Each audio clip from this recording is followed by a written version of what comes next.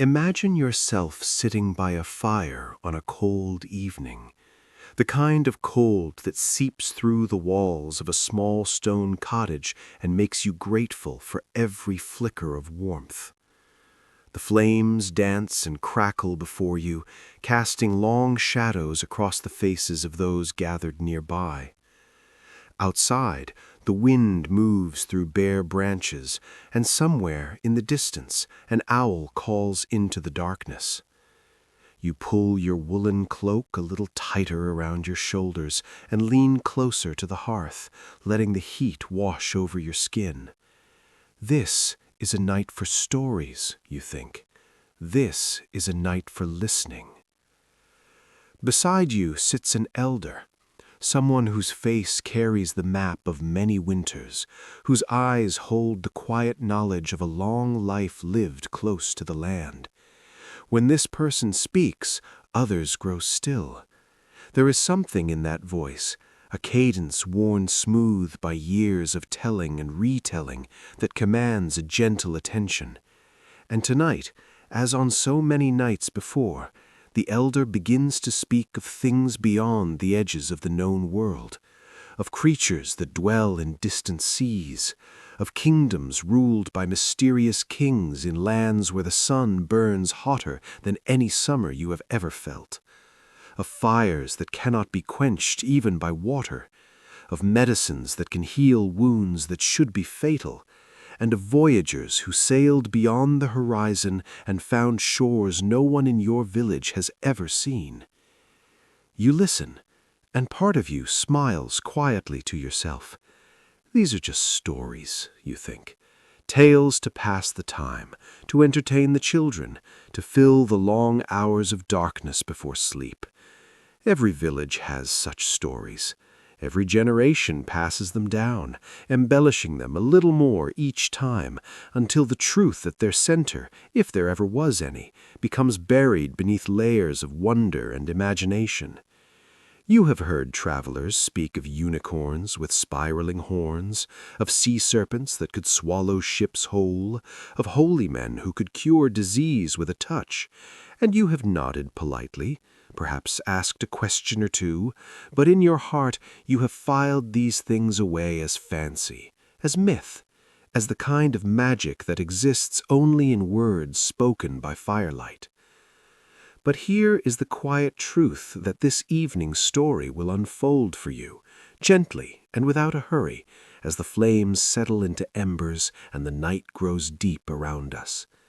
Some of those impossible tales were real. Not all of them, of course. Not the dragons that guarded treasure in mountain caves, not the giants who walked the earth in ages past, but more than you might expect, more than you might believe. The medieval world, that era we so often imagine as a time of darkness and ignorance, was in fact a time of careful observation, of travelers who journeyed farther than we give them credit for, of scholars who recorded what they saw even when they could not explain it. And many of the things they described, the things that later generations dismissed as fantasy or superstition, have turned out to be true. This is not a story about proving medieval people right in every claim they made. It is not a story about magic being real in the way that children hope it might be. It is something quieter than that, and perhaps more wonderful. It is a story about how the world is larger and stranger than we sometimes allow ourselves to remember. It is about how the line between myth and reality is not always as clear as we would like it to be. How sometimes a story that sounds impossible is simply a story we do not yet understand.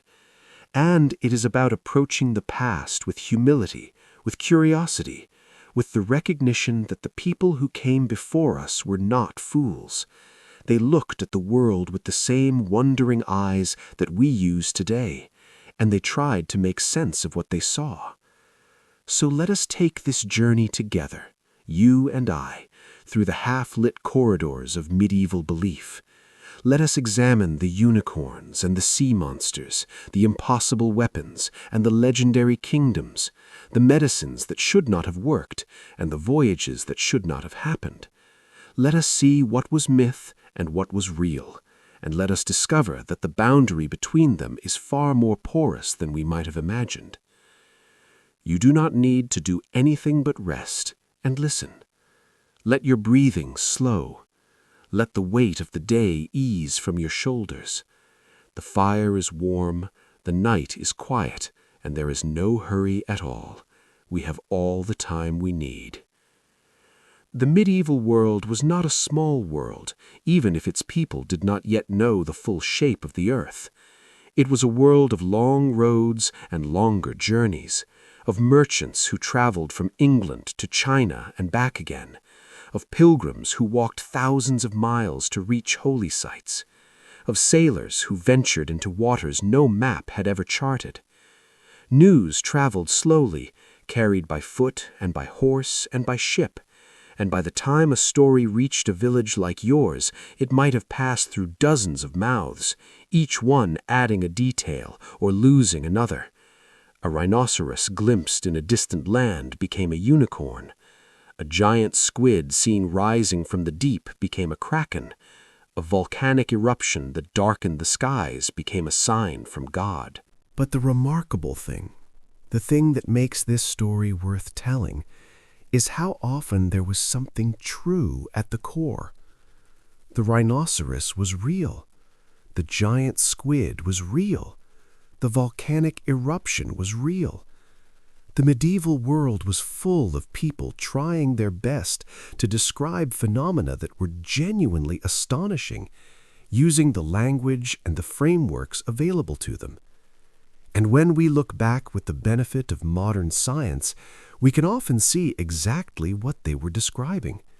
We can trace the myth back to its source and find not a lie, not a delusion, but an honest attempt to record something extraordinary.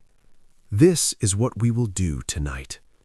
We will peel back the layers of legend and look at what lies beneath.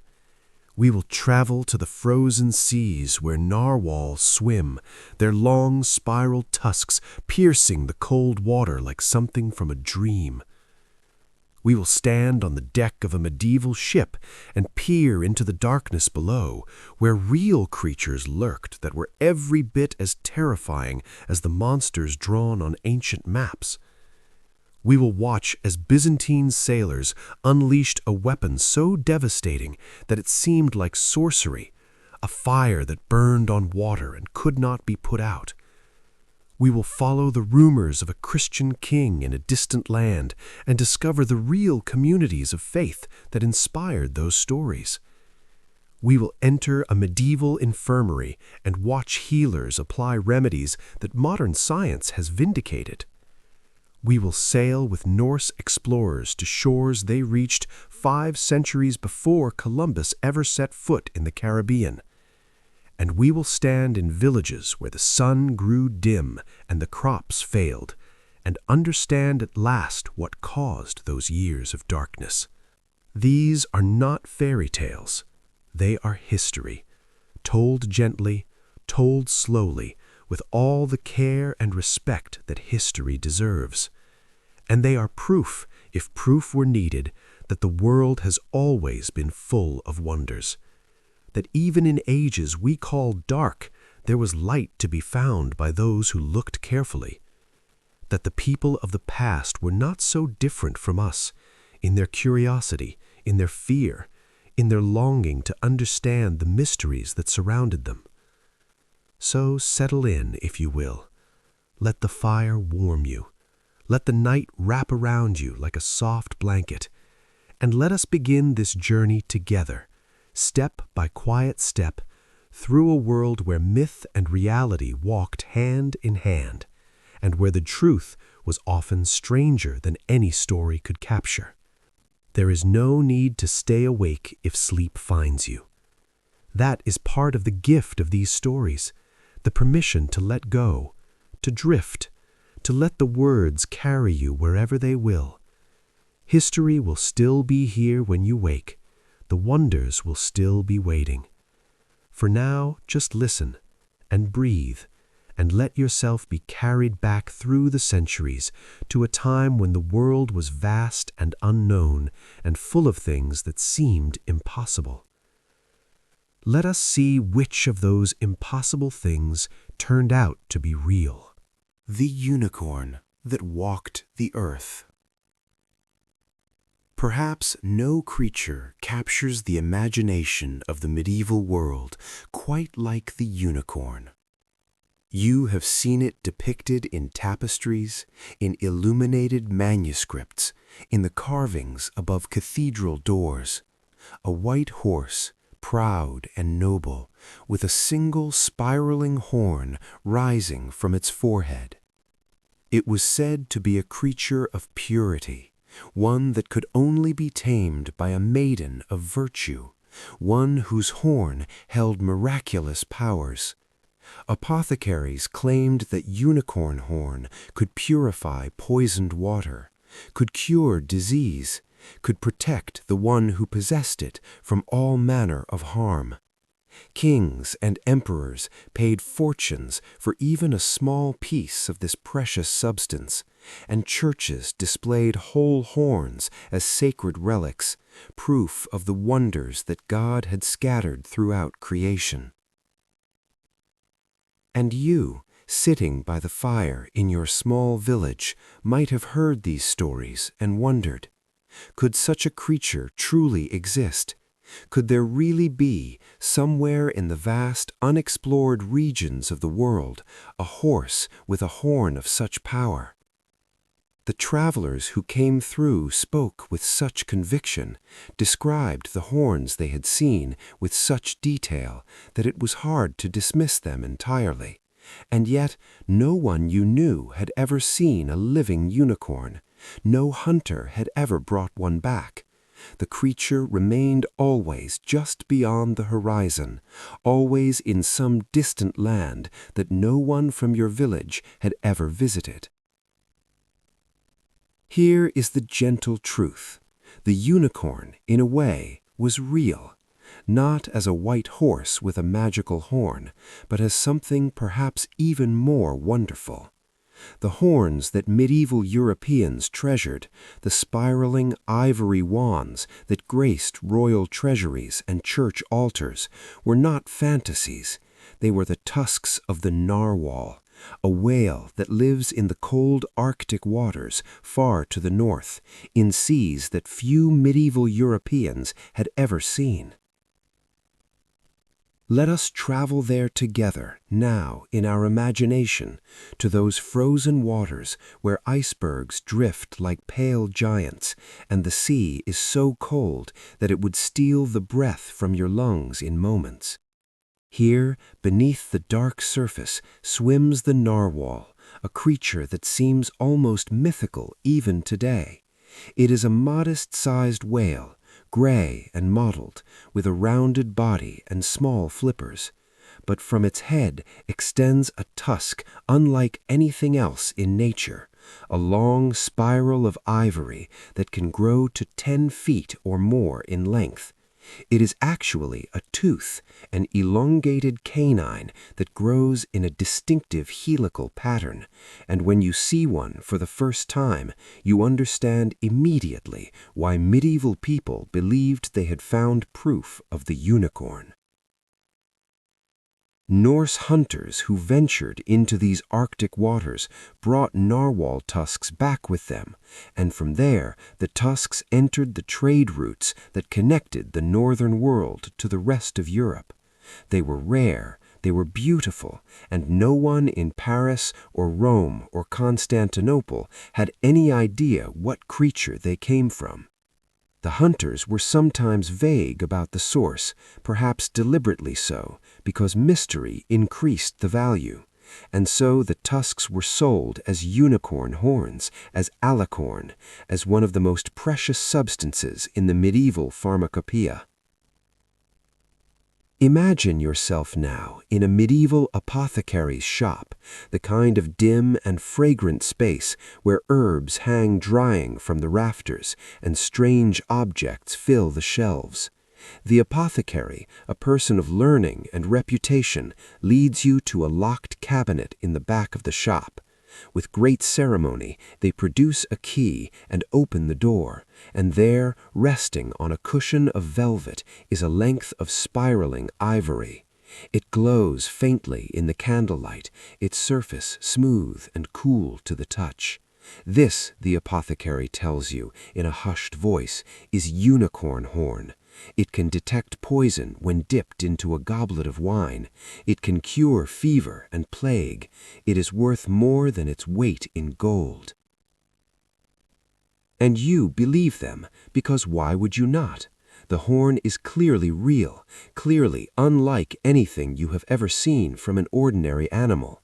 It must come from something extraordinary.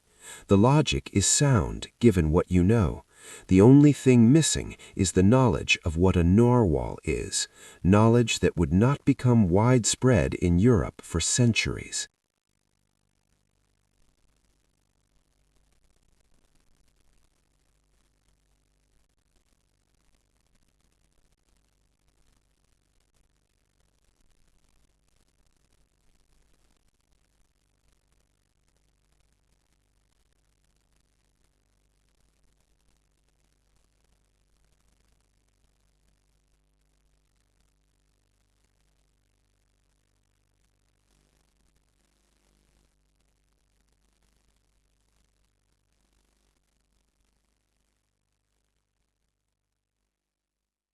But perhaps there is a different way to see it.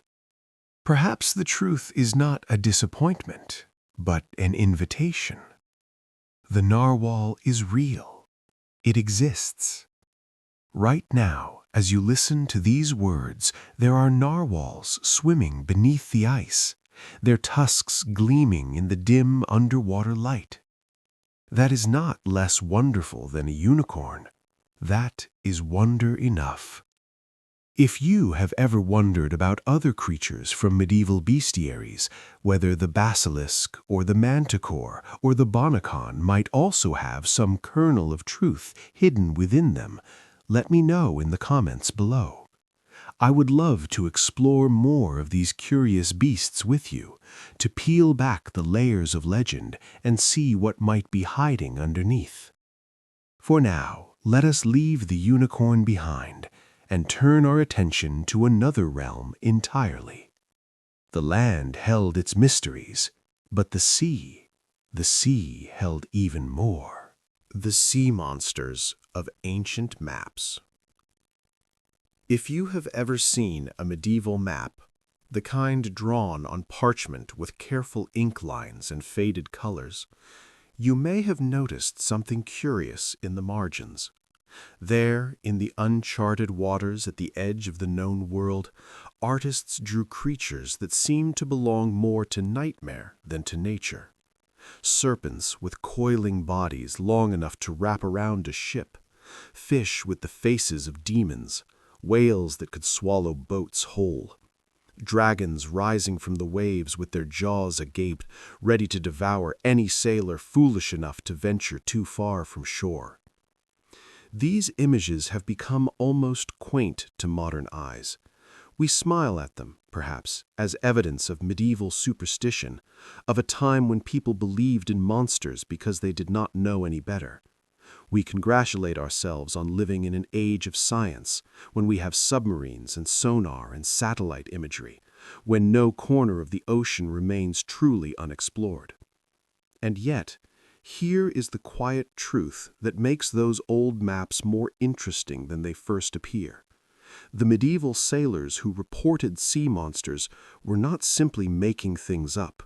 They were describing real animals, creatures that exist to this day, and that are every bit as strange and terrifying as the illustrations suggest. Let us step aboard a ship together, you and I, and feel what it might have been like to sail those medieval seas. The vessel is made of wood, its timbers creaking with every wave, its sails patched and repatched from years of hard use. You stand at the rail and look out over the water, watching the endless gray swells rise and fall beneath a gray sky. There is no land in sight, has been no land for days, and the horizon stretches unbroken in every direction. The wind is cold and carries the salt smell of deep water. You are far from home, farther than you have ever been, and the sea beneath you is thousands of feet deep. Now imagine that something moves down there in the darkness. You see a shape rising from below, something pale and massive, something longer than your ship. It breaks the surface with a sound like a great exhalation, and you glimpse a body unlike anything you have ever seen, a shape that seems to go on, rippling through the water with a motion that is almost serpentine. And then it is gone, sunk back into the depths as quickly as it appeared, leaving only churning water and your own racing heart. What would you call such a thing? What words would you use to describe it to people back home, people who have never seen the open ocean, who cannot possibly imagine its vastness and its strangeness? You might call it a sea serpent. You might say that you saw a monster. And you would not be lying. You would simply be doing your best to convey an experience that defied everything you thought you knew about the world. The giant squid is real. It lives in the deep ocean, far below where sunlight can reach, and it can grow to enormous sizes, with tentacles stretching 40 feet or more. For centuries, sailors reported encounters with these creatures, describing battles in which the squid's arms wrapped around ships and tried to drag them down. Scientists dismissed these accounts as fantasy until the 19th century, when dead giant squid began washing up on shores where they could be examined and measured. The legends were confirmed. The monster was real. But the giant squid is not the only creature that inspired medieval sea serpent tales. The oarfish, a long ribbon-shaped fish that can grow to 36 feet in length, looks exactly like a serpent when it swims near the surface. With its silver body and red fins, it seems almost supernatural, and sightings of oarfish have been documented throughout history. Sailors who encountered one would have every reason to believe they had seen a dragon of the deep. And then there are the whales, creatures so large that medieval sailors could scarcely comprehend them. A blue whale, the largest animal ever to exist on Earth, can reach lengths of 100 feet. Imagine seeing such a creature for the first time, watching it rise beside your small wooden ship, its eye the size of a dinner plate regarding you with alien intelligence.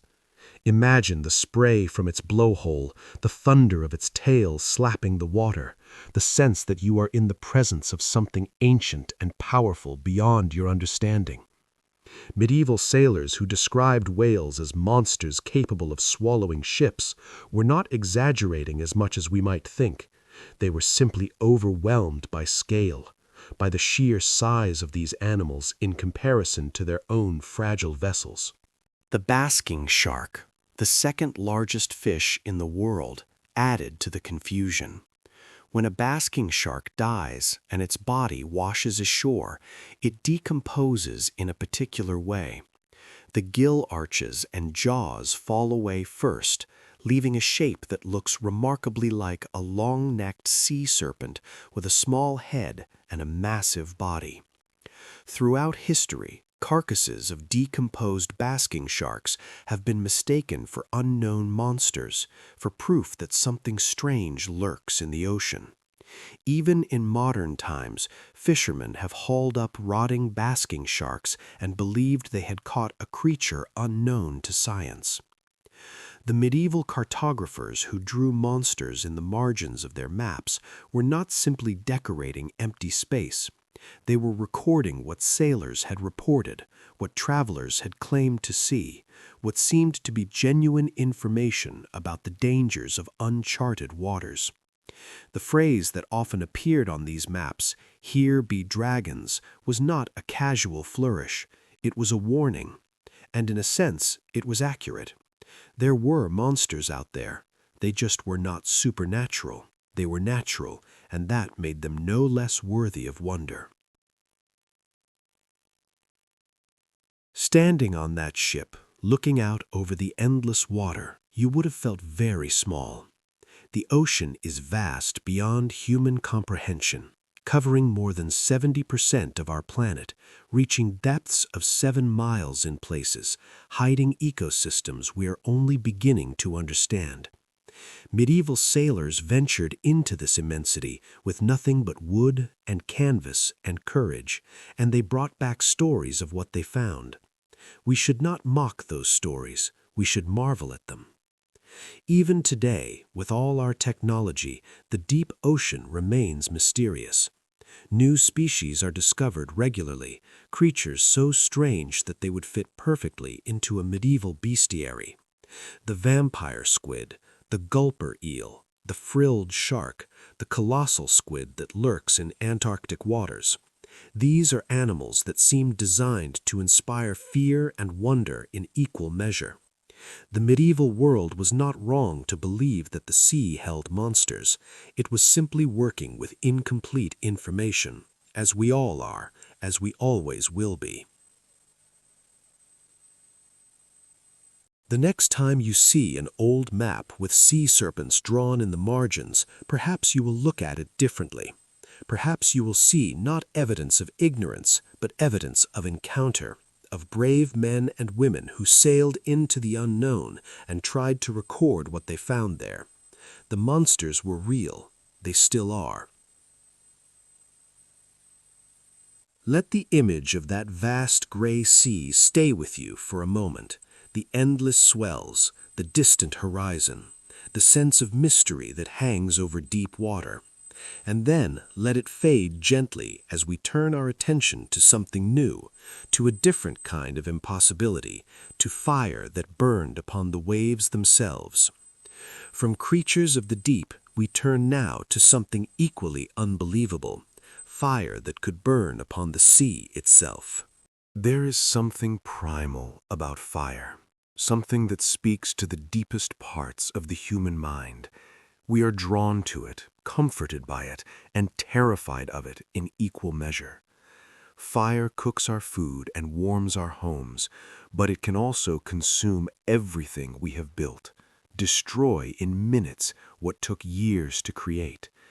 And so, when medieval chroniclers wrote about a fire that could not be extinguished, that burned even on water, that seemed to come from the realm of demons rather than the laws of nature, their readers believed them. How could they not?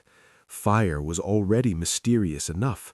A fire that defied the very element meant to quench it was only a small step further into the unknown. This fire had a name. It was called Greek fire, or sometimes liquid fire, or sometimes sea fire, and it was real. The Byzantine Empire, the eastern continuation of ancient Rome, guarded this secret weapon for centuries.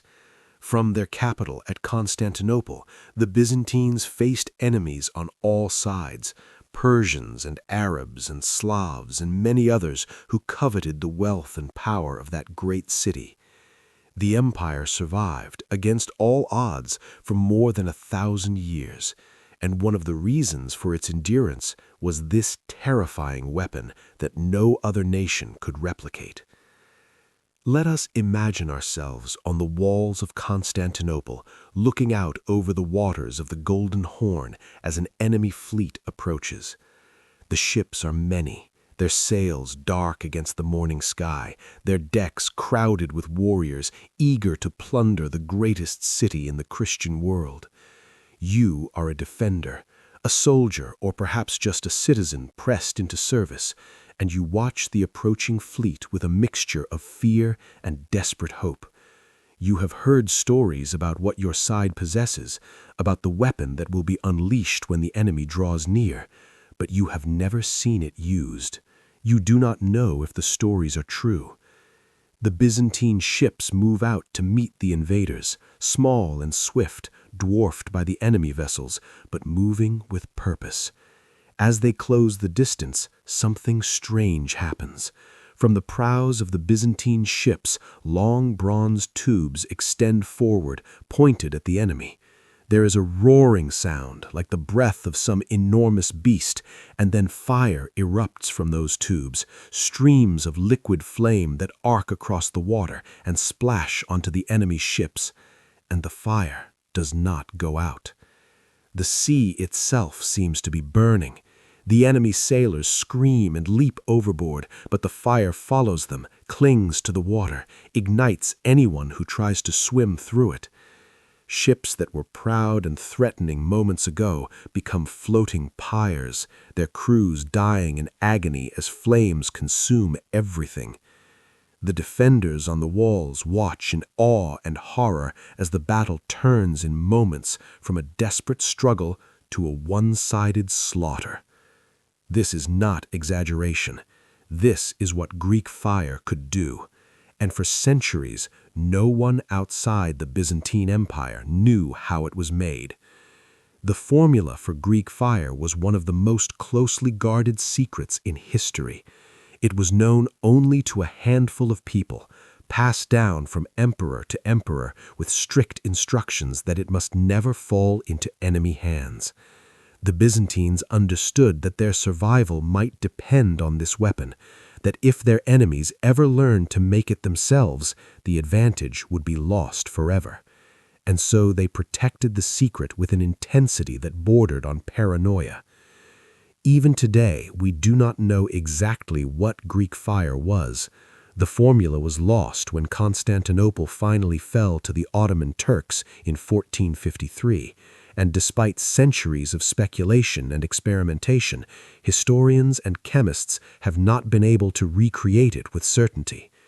We know that it was a liquid, that it could be projected through siphons or thrown in pots, that it burned fiercely and was extremely difficult to extinguish. The most likely candidates include combinations of petroleum, sulfur, quicklime, and resin, substances that were available in the medieval world and that have the properties described in the chronicles. But the exact proportions, the precise methods of preparation and deployment remain mysteries.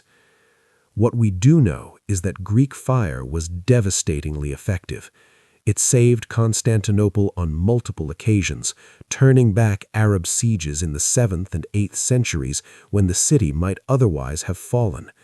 It gave the Byzantine navy an advantage that allowed them to control the Mediterranean for generations, and it terrified everyone who faced it, leaving psychological scars that lasted long after the battles were over.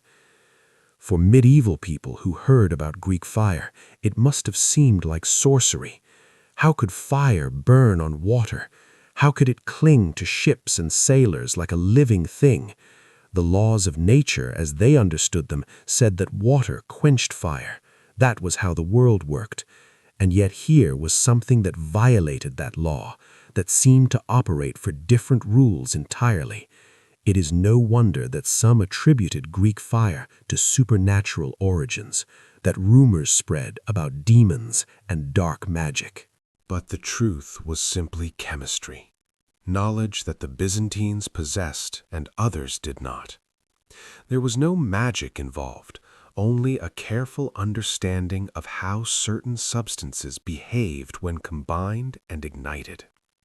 The Byzantines were not sorcerers, they were engineers, scientists in an age before that word existed, people who observed and experimented and kept very good records.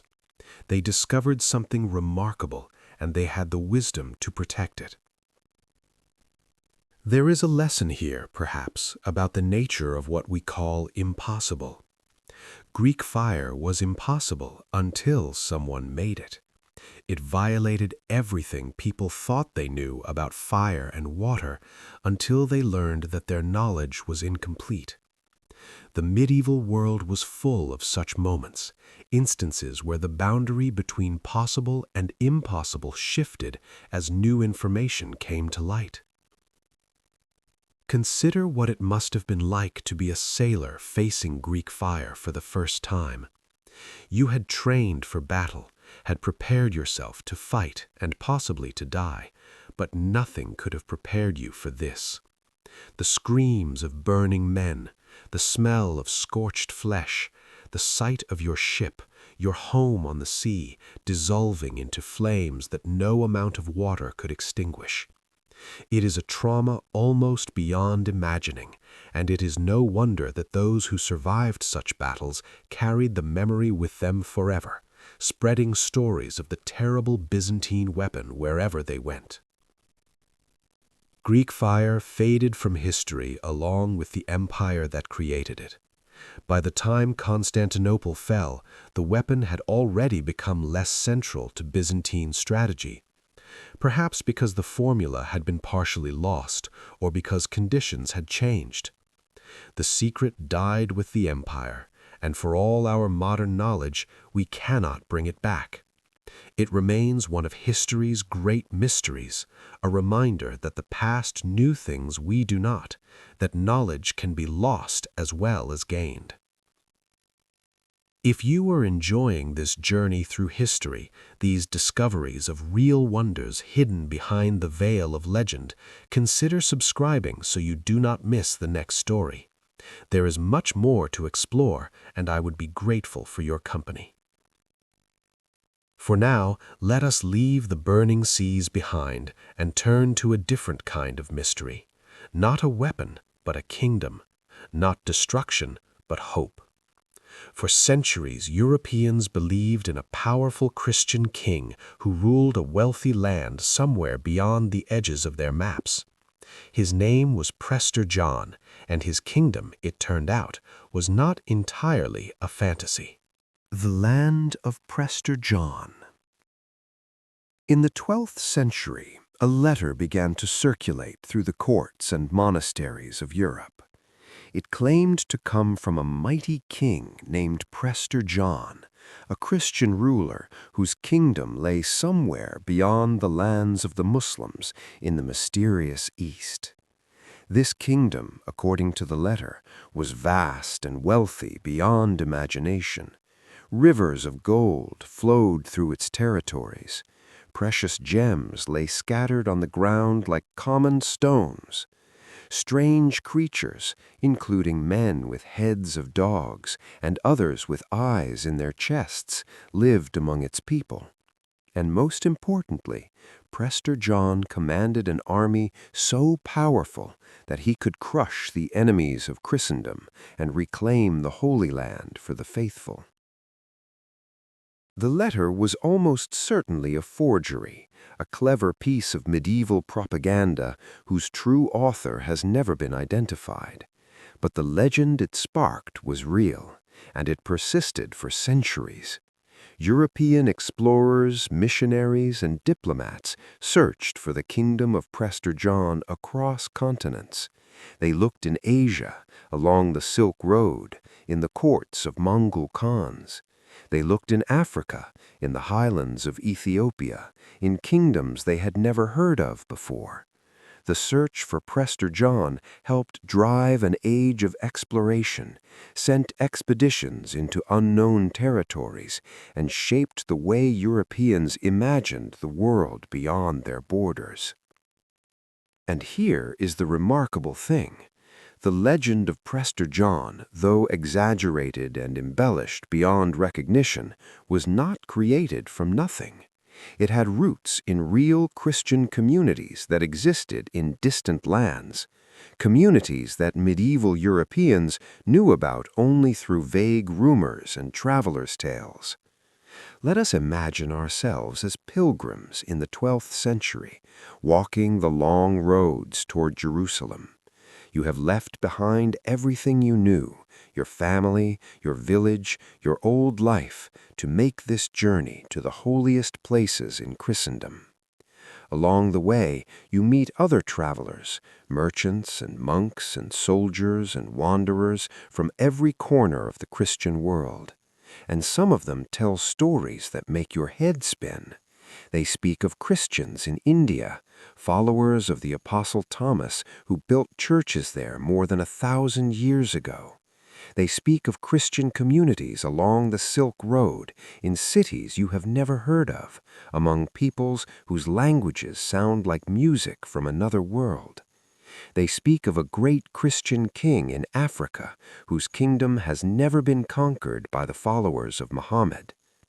You listen to these stories and wonder, could they be true? Could there really be allies out there, fellow believers who might help in the struggle against the forces that threaten Christendom? The Crusades are ongoing, and the Christian kingdoms in the Holy Land are under constant pressure. The idea of a powerful Christian ally somewhere beyond the enemy lines is not just attractive, it is intoxicating. The Church of the East, sometimes called the Nestorian Church, was a real Christian denomination that spread across Asia in the early centuries of the faith. Its missionaries traveled the Silk Road, establishing communities in Persia, in Central Asia, in China, even in the court of the Mongol Khans.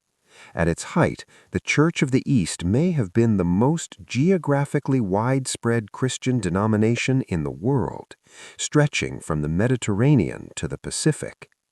European Christians knew about this church, at least in vague terms, and when they heard stories of Christians in the East, this is what they were hearing about. The Kingdom of Ethiopia was also real, a Christian nation in the highlands of East Africa that had embraced the faith in the 4th century.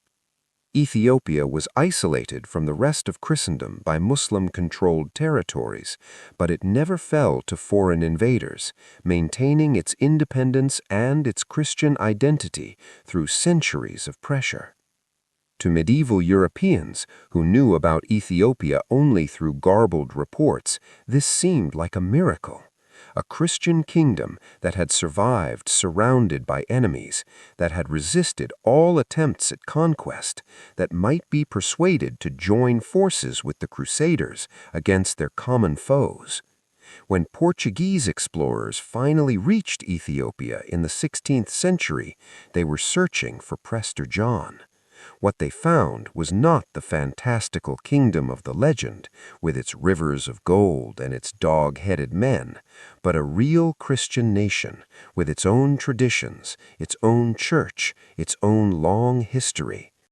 The Ethiopians were bemused by the Europeans' obsession with Prester John, a figure they had never heard of, but they were willing to establish diplomatic relations with these strange visitors from across the sea. The legend led to a real discovery, even if the discovery was not what the explorers had expected. This is often how myths work in history. They start with a kernel of truth, a real phenomenon that is imperfectly understood, and then imagination fills in the gaps. The Christian communities of the East were real. Ethiopia was real. But the distances were so great, the communications so unreliable, that by the time reports reached Europe, they had been transformed into something far more fantastical. Prester John became a symbol of hope, a projection of European desires onto the unknown world, a story that people wanted to believe because the alternative, that Christendom stood alone against its enemies, was too frightening to accept. There is something poignant about the search for Prester John, something that speaks to the human need for allies and the willingness to believe in help that may not exist. The medieval Europeans who searched for this legendary king were not fools. They were people doing their best with incomplete information, people who knew that the world was larger than their maps could show, and who hoped that somewhere out there, friends were waiting to be found. Imagine yourself as a medieval diplomat sent by your king to find the court of Prester John. You travel for months, crossing mountains and deserts, passing through kingdoms where no one speaks your language, relying on translators and guides who may or may not be trustworthy. At each stop, you ask about the great Christian king, and people nod and point further east, always further east, always just beyond the next range of hills. You never find him because the Prester John of legend does not exist, but you find other things, real communities, real people, real wonders that are in their own way just as remarkable as any legend. The search for Prester John contributed to the European age of exploration. The Portuguese expeditions down the coast of Africa were driven in part by the hope of finding a sea route to his kingdom, or at least of making contact with the Christian nations that were rumored to exist in the African interior. When Vasco da Gama sailed around the Cape of Good Hope and reached India, he was following a dream that had been sparked centuries earlier by a forged letter about a mythical king. Sometimes myths lead us to real discoveries, even if those discoveries are not what we expected. Sometimes the search for something impossible opens our eyes to possibilities we had never imagined. The kingdom of Prester John was a fantasy, but the journey it inspired was real, and the world that emerged from that journey was larger and more connected than it had ever been before. Let this story of hope and longing stay with you for a moment, the image of travelers crossing vast distances in search of allies, the dream of help arriving from unexpected quarters. And then let us turn to something closer to home, to the quiet work of healers in medieval infirmaries, and to the surprising truth that some of their remedies actually worked. And so we come to something closer to home, the medicines of the medieval world. Healing molds and medieval medicine. Medieval medicine has a terrible reputation. When we think of doctors from that era, we imagine bloodletting and leeches, superstitious remedies and dangerous treatments, patients dying from diseases that modern medicine could cure with a simple prescription. And it is true that medieval medicine was limited, that it was based on theories we now know to be incorrect, that it often failed to help and sometimes made things worse. But the picture is not as simple as our caricatures suggest. Hidden among the strange remedies and the misguided treatments, there were cures that actually worked, medicines whose effectiveness has been confirmed by modern science. The medieval healers did not always understand why their remedies worked, but sometimes that did not matter. What mattered was that they worked at all. Let us step into a medieval infirmary together, a quiet stone building attached to a monastery where monks trained in the healing arts care for the sick and the injured. The light is dim, filtering through small windows, and the air carries the mingled scents of herbs and illness. Patients lie on simple beds along the walls, some resting quietly, others moaning with pain or fever.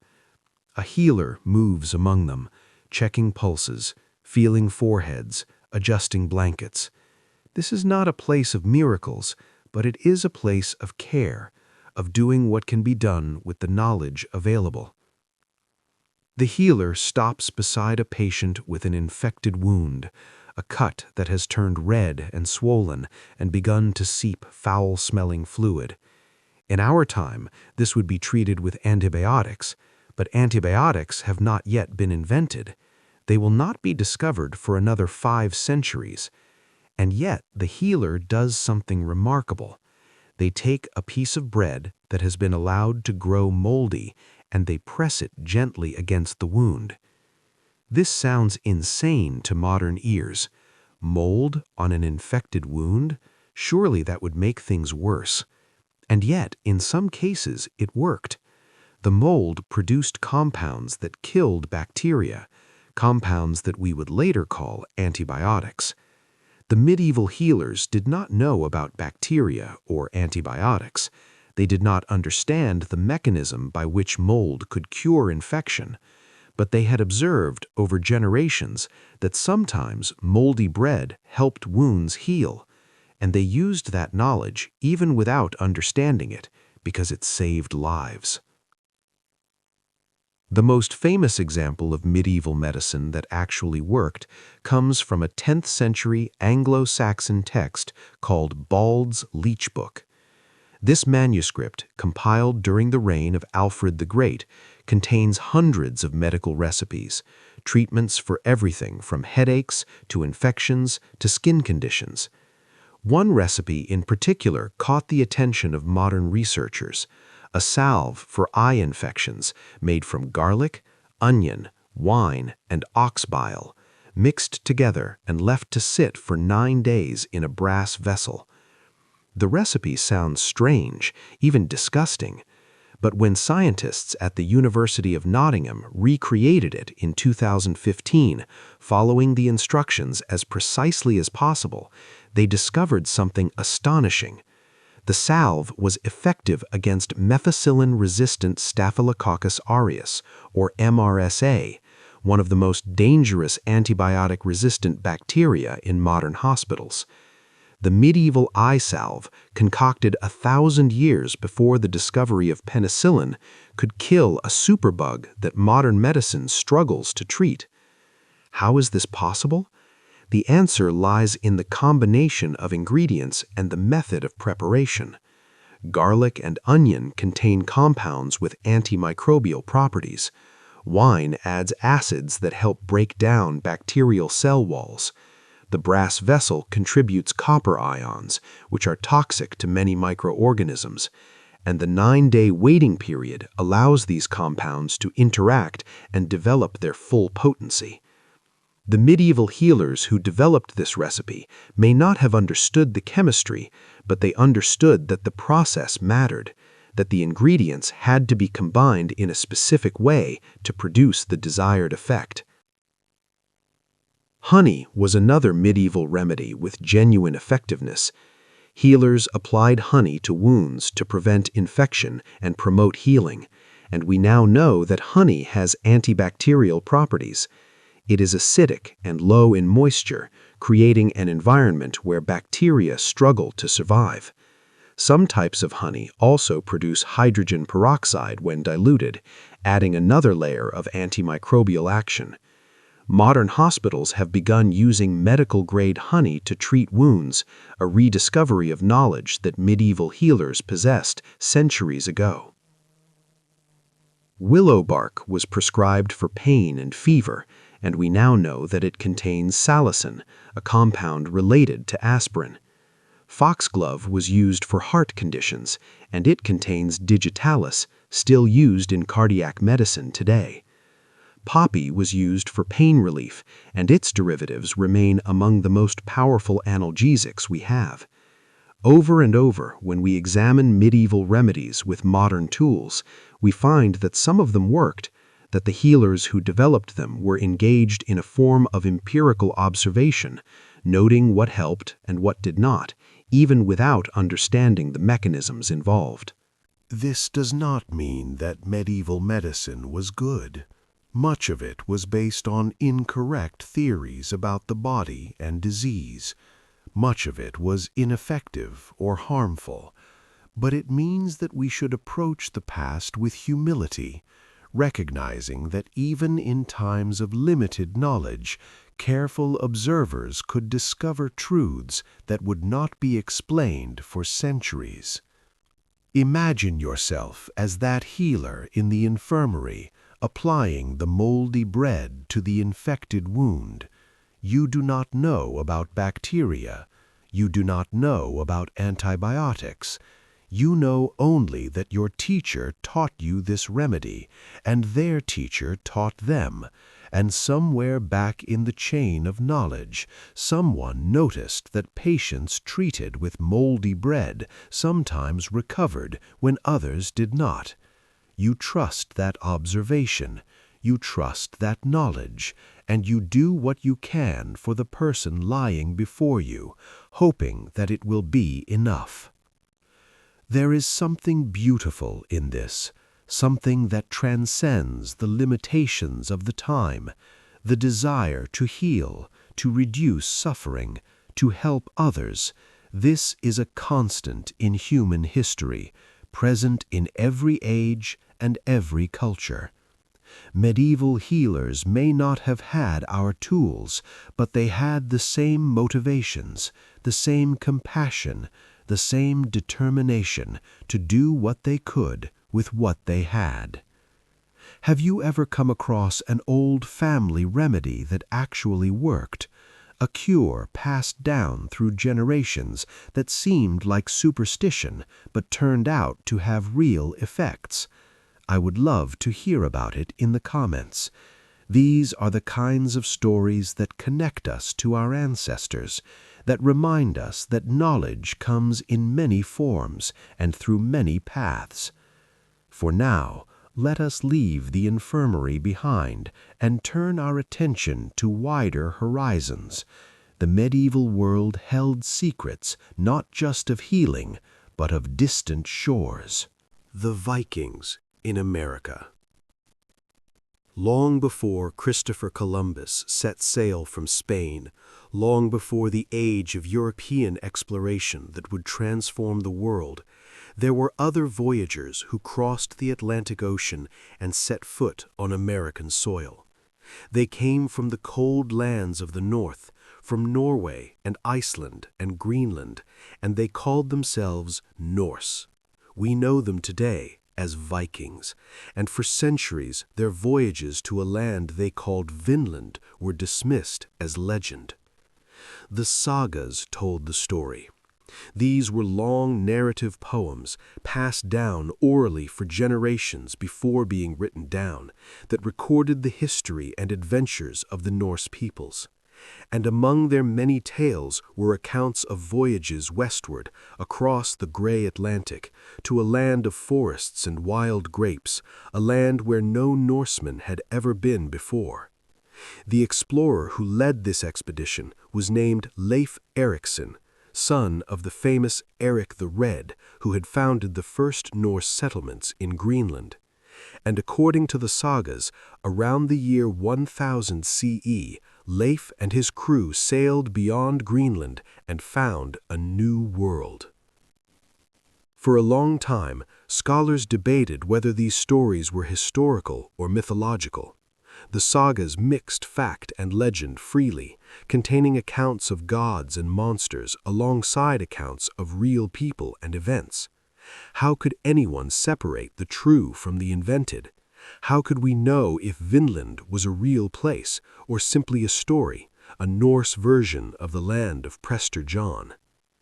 And then, in 1960, an archaeologist named Anne Steen Ingstad and her husband, explorer Helge Ingstad, discovered something remarkable on the northern tip of Newfoundland, in a place called L'Anse aux Meadows. Buried beneath centuries of soil and grass, they found the remains of a Norse settlement. Wooden buildings in the distinctive style of Viking longhouses, iron nails forged in the Norse manner, artifacts that could only have come from northern Europe. The evidence was unmistakable. The Vikings had been here. The sagas were true. Let us walk that cold northern shore together, as Leif Erikson and his crew might have walked it 1,000 years ago. The wind is sharp and carries the smell of salt and pine. The forest comes down almost to the water's edge, dense and dark and filled with trees larger than any in Greenland or Iceland. Birds call from the branches, species you have never seen before. The land stretches away to the south, vast and empty, more land than you could explore in a lifetime. You have sailed for days to reach this place, trusting your small wooden ship to the mercy of the Atlantic, navigating by the stars and the currents and the wisdom of sailors who came before you. And now you stand on a shore that no Norseman has ever touched, looking at a world that your people do not know exists. What do you feel? Wonder, certainly. Perhaps fear. This land is unknown, and unknown things can be dangerous, but also excitement, the thrill of discovery, the knowledge that you have done something that will be remembered, that your name will live in the sagas for generations to come. The Norse settlement at Lonsau Meadows was small and did not last long. Perhaps a few dozen people lived there, for a few years at most. They repaired their ships, they explored the surrounding area. They may have had contacts with the indigenous peoples who already lived in this land. And then, for reasons we do not fully understand, they left. They sailed back to Greenland, back to Iceland, back to the familiar world they knew. Vinland faded from their lives, becoming a memory, becoming a story, becoming a saga told by firelight on long winter nights. But the Norse did not forget. They continued to make voyages to the coasts of North America for centuries after Leif Erikson's expedition, sailing to collect timber from the forests that were so much more abundant than the sparse trees of their homeland. Inuit oral traditions record encounters with these strange, pale-skinned visitors, and scattered across the eastern coast of North America there may be other sites, other traces of Norse presence, waiting to be discovered. Why does this matter? Because it changes the story we tell about the discovery of America. For generations we were taught that Columbus discovered America in 1492, that he was the first European to set foot on these shores, that everything before him was prehistoric silence. But that story was never true. The Vikings came first, nearly 500 years before Columbus was born. They knew about America, wrote about it, remembered it in their stories. The only thing Columbus discovered was something the Vikings had found and forgotten. And of course, there is a deeper truth that we must acknowledge. Neither Columbus nor the Vikings truly discovered America, because America was never lost. The indigenous peoples who had lived on this continent for thousands of years knew perfectly well where they were. They had their own histories, their own cultures, their own stories that stretched back to the end of the last ice age. The European discovery of America was only a discovery from the European perspective. From the perspective of the people who were already here, it was something else entirely. The Vikings at Lonsau Meadows left behind traces of their passage, the foundations of their buildings, the nails from their ships, the waste from their workshops.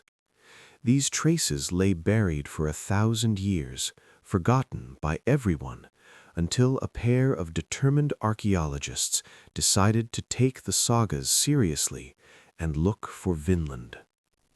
And now we know. Now we have proof. The stories were true. Let this image stay with you for a moment.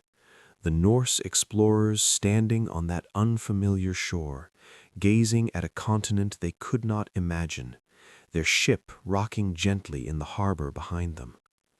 They had sailed to the edge of their world and found that the edge was further than anyone had told them. They had proven that the unknown could become known, that stories could become history, that the impossible could become real. We have journeyed together through tales of unicorns and sea monsters, of impossible weapons and legendary kingdoms, of medicines that worked by mechanisms unknown and voyages that preceded the ones we were taught about in school. We have seen again and again that the medieval world was stranger and more wonderful than our simple stories about it suggest. And now, before we close this chapter of our journey together, there is one more mystery to explore, one more legend that turned out to be true. There were years when the sun forgot to shine. The darkness at noon. Medieval chronicles are full of accounts that seem too dramatic to be true. Monks and scholars recorded events that sound like the stuff of apocalyptic visions. Years when the sun dimmed and gave no warmth, when a strange fog covered the land for months at a time, when crops failed and famine swept through entire kingdoms. Modern readers, accustomed to stable skies and predictable seasons, have often dismissed these accounts as religious exaggeration, as medieval writers interpreting natural variation through the lens of prophecy and doom. Surely the sun could not simply stop shining. Surely the darkness these writers described was metaphorical, a reflection of their fears rather than a record of what actually happened. But the medieval chroniclers were telling the truth. The darkness was real. In the year 536 CE, something catastrophic happened to the world's climate. Byzantine historian Procopius wrote that the sun gave forth its light without brightness, like the moon, for the entire year.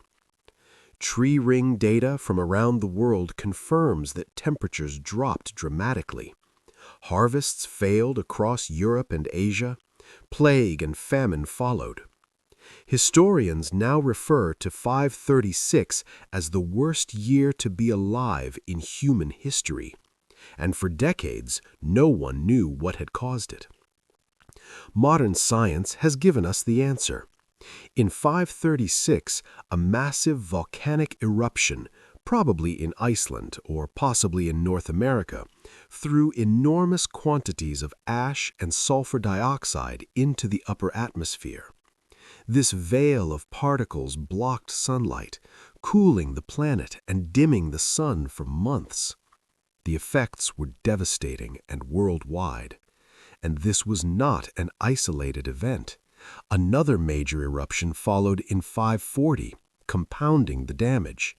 The 6th century became a time of crisis from which it took decades to recover. But 536 was not the only volcanic winter that medieval people experienced. In 1257, an even larger eruption occurred. The explosion of Mount Semalus on the Indonesian island of Lombok. This was one of the most powerful volcanic events of the past 10,000 years, and its effects were felt around the globe. European chronicles from 1258 and 1259 record strange fogs, failed harvests, widespread famine, and social unrest. The connection between these disasters and a distant volcano on the other side of the world would not be understood for 700 years. Let us imagine ourselves in a village during one of these volcanic winters, experiencing what the medieval chroniclers described. The year begins normally enough, with the familiar cycle of planting and hoping. But as summer fades into autumn, something is wrong. The sun rises each day, but it seems pale and weak, its light thin and without warmth. The sky has a strange hazy quality, as if a veil has been drawn across it. Old people shake their heads and say they have never seen anything like it. Young people grow quiet and worried. The crops struggle. Wheat that should be tall and golden remains stunted and sparse. Vegetables rot in fields that are too cold and too wet. The animals grow thin because the pastures are poor. And as summer fades into autumn, it becomes clear that the harvest will not be enough. There will not be food to last the winter. There will not be seed for next year's planting. The village faces a future of hunger and want, and no one understands why. In such circumstances, it is natural to seek explanations. The priests say that God is punishing humanity for its sins, that the darkness is a warning, that repentance is the only path to salvation. Some blame witches or demons. Some blame the king or the pope or the Jews. When people are frightened and hungry, they look for someone to blame. And medieval societies were no different from our own in this regard. But beneath the fear and the scapegoating, the observations were accurate. The sun really was dimmer. The temperatures really were colder. The harvests really did fail. The medieval chroniclers who recorded these events were not engaging in religious hyperbole. They were documenting a genuine climate catastrophe, one whose causes would not be understood until modern science developed the tools to analyze ice cores and tree rings and the geological record. The volcanic winter of 1257 to 1258 contributed to social upheaval across Europe. Famines weakened populations and made them vulnerable to disease. Economic disruption led to political instability. The suffering of those years may have helped set the stage for the catastrophes of the 14th century, including the Black Death, which found fertile ground in populations that had already been stressed by decades of climate variability. And yet, people survived. Villages that faced starvation found ways to endure. Communities shared what little they had.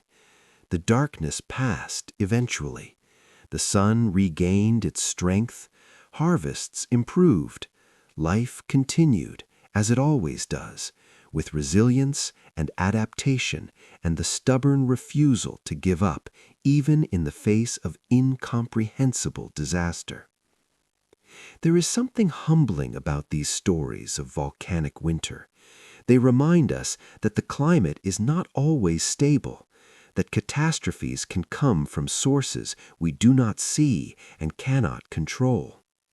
The medieval people who lived through these events had no way of knowing that a volcano on the other side of the world had darkened their skies. They could only experience the effects and try to make sense of them with the frameworks available to them. We have better tools now. We have satellites and seismographs and the accumulated knowledge of centuries of scientific investigation. We know that volcanic eruptions can affect global climate, that ash and sulfur in the upper atmosphere can cool the planet for months or even years. And yet, in some ways, we are not so different from the medieval villagers huddled in their cold, dark homes, waiting for the sun to return. We too are vulnerable to forces beyond our control. We too must adapt and endure when the world turns against us. The medieval writers who recorded the darkness at noon were not exaggerating. They were bearing witness to something real, something terrifying, something that science would not explain for another 7 centuries. Their words, preserved in manuscripts and chronicles, were a message from the past to the future, a reminder that the impossible is not always impossible, that the unbelievable is not always unbelievable. Let this story of darkness and endurance stay with you as we come to the end of our journey together. The medieval world was full of mysteries, and we have only explored a few of them tonight. But I hope that these stories have shown you something of the wonder that lies hidden in history, the truths that wait to be discovered behind the veil of legend. We have traveled far together tonight, you and I. We have walked the icy waters of the Arctic, where narwhals swim beneath the frozen surface, their spiral tusks the source of a legend that endured for centuries. We have stood on the decks of wooden ships, peering into dark waters where real monsters lurked, creatures so strange and vast that sailors could only call them serpents and dragons. We have watched in awe as Byzantine warriors unleashed a fire that burned upon the sea, a weapon so terrifying that it seemed to come from the realm of demons rather than the workshops of engineers. We have searched for the kingdom of Prester John, following rumors across continents, and found not the fantastical realm of legend, but real communities of faith, scattered across Asia and Africa, their existence distorted by distance and hope until they became something magical. We have entered the quiet infirmaries of medieval monasteries and watched healers apply remedies that actually worked, mold and honey and strange salves whose effectiveness would not be explained for centuries. We have sailed with Norse explorers to shores they reached 500 years before Columbus, finding proof that the sagas were history, not myth. And we have stood in villages during years of darkness, years when the sun forgot to shine, when volcanic ash in the upper atmosphere brought famine and fear to lands that had no idea what had happened or why. We have seen again and again that the medieval world was not as naive as we sometimes imagine, that the people who lived in that era were careful observers who recorded what they saw even when they could not explain it. What can we take from these stories as we prepare to say farewell and let sleep find us? Perhaps the first lesson is humility. We like to think that we know more than our ancestors, that we have progressed beyond their superstitions and misunderstandings, and in many ways this is true. We have tools and knowledge that would seem like magic to a medieval peasant. We can cure diseases that were death sentences in earlier times. We can speak to people on the other side of the world in an instant. We can fly through the air and visit the bottom of the sea. Our progress is real and should be celebrated. But we should not let our progress make us arrogant. The medieval people who believed in unicorns and sea monsters were not fools. They were working with the evidence available to them, drawing reasonable conclusions from limited information. The narwhal tusk was real, and it did look like it came from a unicorn. The giant squid was real, and it did look like a sea serpent. The Byzantine weapon was real, and it did burn on water. The darkness was real, and no one could explain why the sun had dimmed. When we mock the past for its ignorance, we forget that future generations will mock us for ours. There are things we believe today that will seem as quaint as unicorns in 100 years. There are mysteries we cannot solve, phenomena we cannot explain, truths we have not yet discovered. We are all, in every age, doing our best with incomplete information. We are all, in every age, looking at a world full of wonders and trying to make sense of what we see. Perhaps the third lesson is compassion. The people who lived through volcanic winters, who watched their crops fail and their children grow hungry, were people like us. They had hopes and fears. They loved their families. They wanted to understand what was happening to them. The healers in medieval infirmaries wanted to reduce suffering, just as doctors want to reduce suffering today. The explorers who sailed to Vinland were driven by curiosity and courage, the same impulses that drive our astronauts and our scientists. When we look at the past, we should see not strangers, but kin. We should recognize the humanity that connects us across centuries, the shared experience of living in a world we do not fully understand. We should extend to our ancestors the same charity we would want future generations to extend to us, the recognition that everyone is doing their best with what they have. And perhaps the final lesson is hope. So many of the myths we have explored tonight turned out to be real. The unicorn was real in its way. The sea serpents were real. The healing mold was real. The distant voyages were real.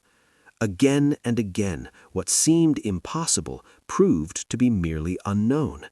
The boundaries of the possible kept expanding, kept shifting, kept revealing new territory. This is still happening. It will always be happening. The world is full of mysteries waiting to be solved, phenomena waiting to be explained, stories waiting to become history. We do not know what wonders the future will reveal, what myths of our own time will turn out to be true, but we can be certain that they are out there, that the edge of the known is not the edge of the real, that there are always more things in heaven and earth than are dreamt of in our philosophy. So let yourself rest now, if rest is finding you. Let the weight of these stories settle gently into your mind, not as burdens, but as gifts. You have traveled with me through centuries, through oceans and infirmaries and volcanic winters, through legends that turned out to be history. And now the journey is complete, for tonight at least. The fire has burned down to embers. The night is deep and quiet around you. Somewhere outside, the same stars that guided Norse sailors to Vinland are shining in the darkness. The same moon that lit medieval villages during years of dimness hangs silver in the sky. The world is old and strange and full of secrets, and you have spent this hour learning some of them. Thank you for your company. Thank you for your attention. Thank you for traveling with me through the mysteries of the medieval world. If this story brought you a little peace tonight, if it helped you relax and find your way toward sleep, I would be honored if you subscribed or shared it with someone who might enjoy it too. These stories are meant to be shared, just as the myths themselves were shared, passed from person to person, generation to generation, until they became part of our collective memory. Sleep well, dear traveler. Rest your mind and let go of the day. The wonders will still be waiting when you wake, the mysteries will still be there to explore, and I will be here too, ready to share another journey, another story, another quiet hour of history and hope. Until next time, take good care of yourself. May your dreams be gentle and your rest be deep, and may you wake tomorrow with a little more wonder in your heart, a little more curiosity about the world, and a little more kindness for the people of the past who saw so much and understood so little, just as we do, just as humans always will. Good night.